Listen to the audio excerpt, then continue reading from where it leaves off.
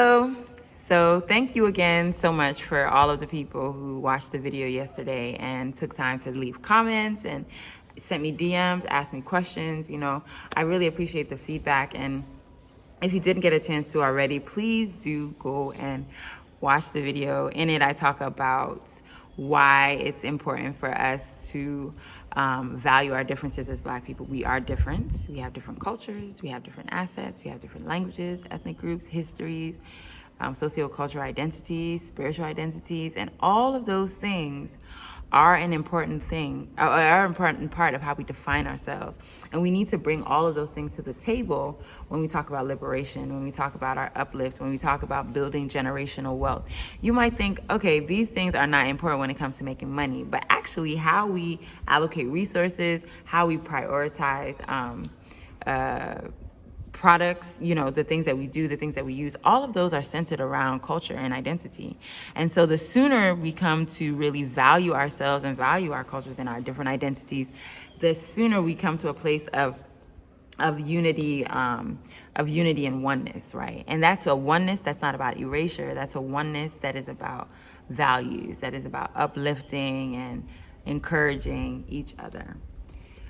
And so kind of as a follow-on to that, I wanted to have a discussion on decolonization. And decolonization is an academic practice. It mainly focuses on how you unseat the colonial idea, the colonial minds, the colonial opinion of a people, and sort of let those people define who they are and what they believe for themselves. And the thing about decolonization is that a lot of things can be decolonized. We should be decolonizing wellness. We should decolonize food and food production. We should decolonize music, language, fashion. So many things that center colonial power and colonial identity over and above brown and Black people experiences. And so when we talk about decolonization, I'll talk about all the different ones in different videos, but I want to start with just this idea of Blackness. Like, Blackness as an identity is a colonial concept. Being Black is not something that is born of any set of Black people's minds. Like, the African person walking around, save maybe in South Africa, is not looking at themselves as a Black person. They're looking at themselves in their ethnic identity. They're looking at themselves in their maybe their national identity. If you're in a caste system, maybe in your caste identity, unfortunately. But you're definitely not looking at yourself just as like a Black person occupying a place with other Black people where you also have a connection to Black people abroad. Like, that is no one. That's just like not something that came out of the Black brain, right? Because for us, we've been operating, especially I think about as Africans, we have operated in our ethnic identities. I'm walking around as an Ewe woman. I'm walking around as a Ashanti man. I am walking around as a Fante child, and all of the things that come with that, all of our festivals, all of our songs, our dances, all of the language, the intonations, our priorities, our spirits, and our gods, all of those things are from my ethnic identity. So this idea of being Black has no power for me. It doesn't have a language. Blackness as a whole, it does not have a language. It does not have a fashion necessarily. It does not have a food way. It does not have Blackness. Again, when we're talking about global Blackness, this idea of a set of people being identified by their color of skin does not have a unifying language or unifying food or unifying look, etc. And so when you start to think about this, then you start to see how political things like calling a set of people Black can be.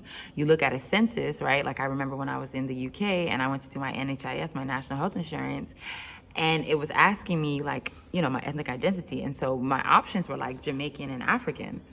And, here I am as an American who is African, but who it feels like erasure to not just say that I'm Black in a way. But I get it because, like in the UK, everyone does retain, for the most part, their ethnic identity.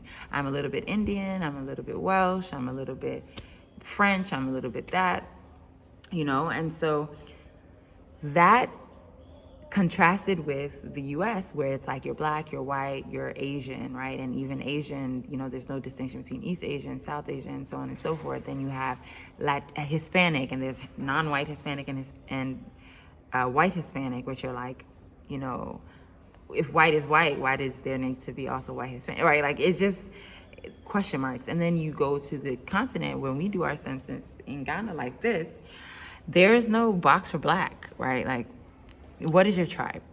Yeah, what is your language? What is your ethnic identity? So, this idea of black and blackness is an import. It is something that was created. I even think about in the Tree language, the word for a black person, Bibini, and the word for a white person or foreigner, Bruni, is completely different. We use Bruni all the time, but you rarely hear people just naturally saying anything about a BB4 or BBD, unless they're saying something, unfortunately, derogatory, or they're talking about, like the plight of the black man as this sort of like abstract idea or identity. But otherwise, it's like, oya Diani, oya Latani, oya Agbeni, or, what specific tribe does this person belong to? And so once we start to decolonize our identity and center ourselves and the way we talk about our identity, it changes so much about when it comes to the global conversation, because then everyone else has to be very conscious of how they're talking, who they're talking about, what histories, what languages, what cultures, what music, what spiritual identities they're talking about when they say black, right?